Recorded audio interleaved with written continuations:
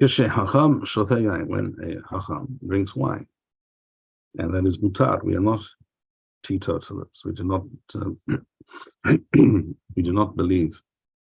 The Torah does not teach that alcohol, by definition, is wrong, undesirable. As with everything, it has to be consumed in the correct fashion, in the correct way, and in moderation.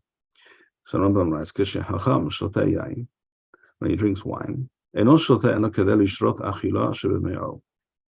it was normal to drink some wine with a large meal, with a major meal of the day, not necessarily with a snack, but when one sits down to a meal, drinking some wine with that was considered healthy and good for digestion, which is correct.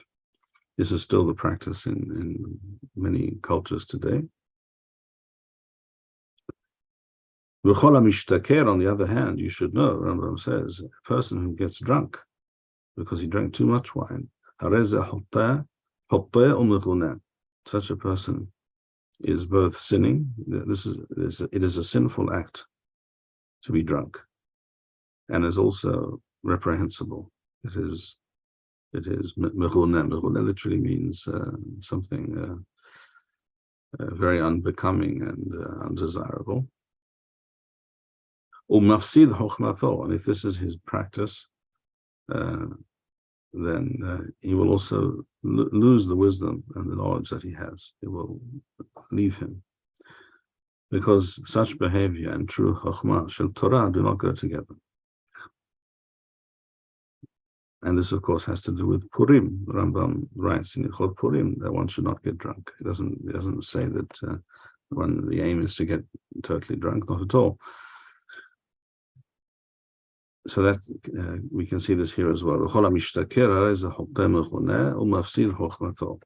Rambam write in Ilchot Purim, Hanukkah Purim? Rambam writes there,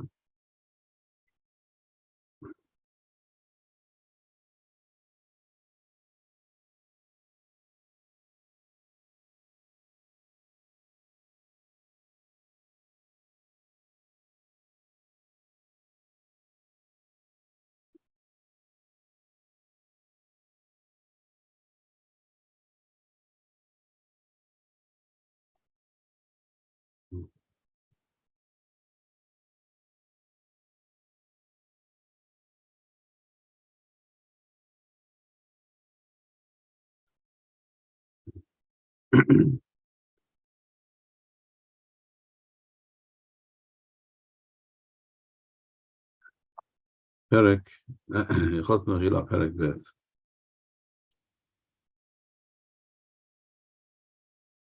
Halachat Tet Zayin, Tet Wow.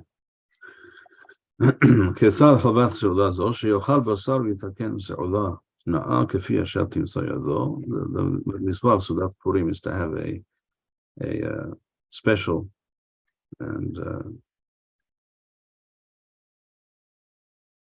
fancy meal according to his means. Now that doesn't sound exactly what we just said a moment ago,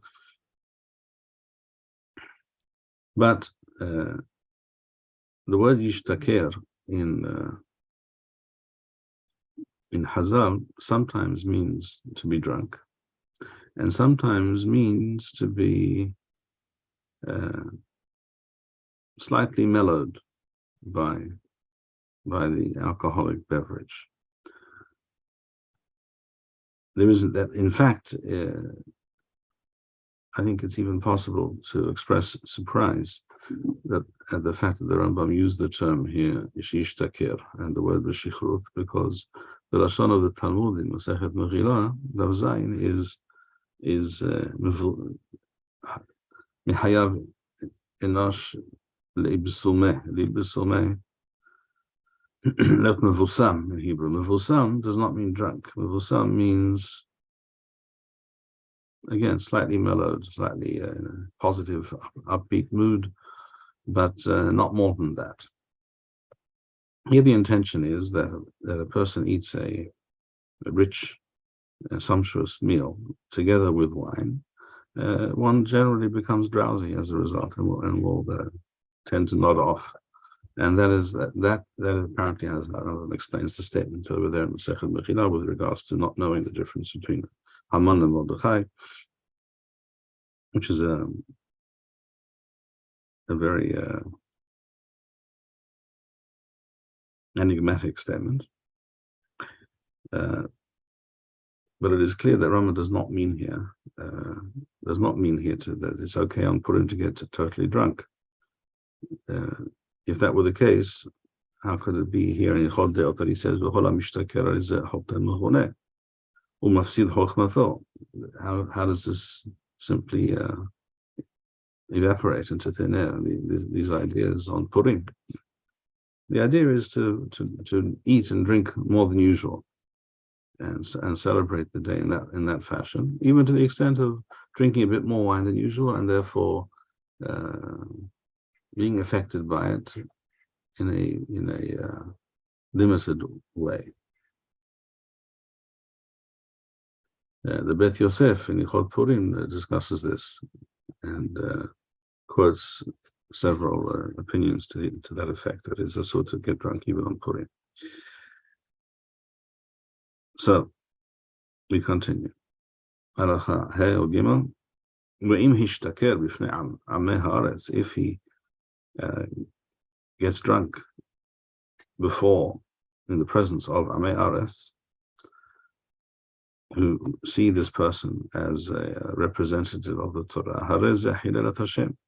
he is responsible for Hilul Hashem.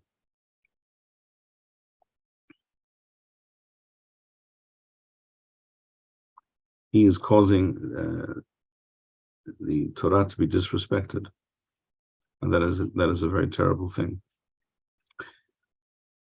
It is asur to drink wine in the middle of the day, which is when most people would have the first large meal of the day. Even a small amount, unless it is part of the meal, to taken together with the meal, and again in moderation. Why? A reasonable amount of wine, shall we say? We're talking here about wine. There were also kinds of shechar, of beer, in those times. We're not aware of our forefathers in those times, in those places, having beverages such as whiskey or vodka, what have you. But the same applies. If it's drunk in a reasonable way, in moderation, as part of a meal, shall we say, that does not cause drunkenness. The wine that you need to be literally careful about, to take care not to drink too much of, is when you had gatherings of people would, after the meal, then there would be wine, and there would be desserts and sweet meats and what have you. And that is something that is in fact called, that is what's referred to in the Haggadah Shel Pesach as or the Mishnah in Masechet Pesachim as the apikoman or apikomen. That was the part that came after the meal. That was what the Temanim referred to as the jale, where there's all kinds of nuts and sweet things and dried fruit and what have you. These things were placed before the guests, before the gathering, together with wine. Now, if that goes on for a long time, then it can lead to drunkenness. That is what one has to be careful about, says Rambam. A small amount drunk with the main course will not cause inebriation. It is in fact healthy, good for digestion. Thank you, Rabbi Bar-Hayim. We would like to encourage our viewers to share these videos with friends and send in your responses. We would also like to suggest the following opportunity to our viewers. If you identify with Rabbi Bar-Hayim's message and would like to sponsor or dedicate a video interview with the rabbi in honor or memory of a loved one, if you would like to obtain Birkon Nusach Eretz Yisrael or invite the rabbi for a speaking engagement, please email us at office@machonshilo.org.